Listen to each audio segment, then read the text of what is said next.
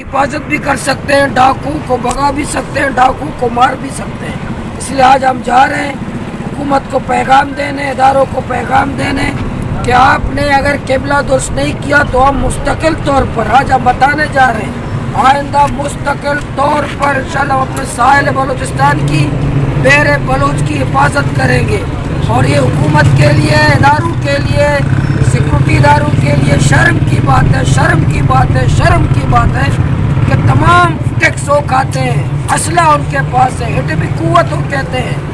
منظم فوج اپنے آپ کو کہتے ہیں، سمندر کی حفاظت کے دعوے کرتے ہیں، لیکن وہ ڈالر نہیں پکڑ سکتے۔ اس لیے نہیں پکڑ سکتے کہ خوار ہوں گے تو بلوچ خوار ہوں گے، ان کو کیا ہے؟ بدال ہوں گے تو بلوچ بدال ہوں گے، ان کو کیا ہے؟ لیکن ان کو پیغام دیں گے کہ ہم انشاءاللہ غیرت مند بلوچ اپنے بحر بلوچ کی، اپنے ساحل کی حفاظت کریں گے۔ انشاءاللہ ہم کسی صورت اپنے ساحل کو فشریز کے بطہ خور افسران کے حوالے نہیں کریں گے،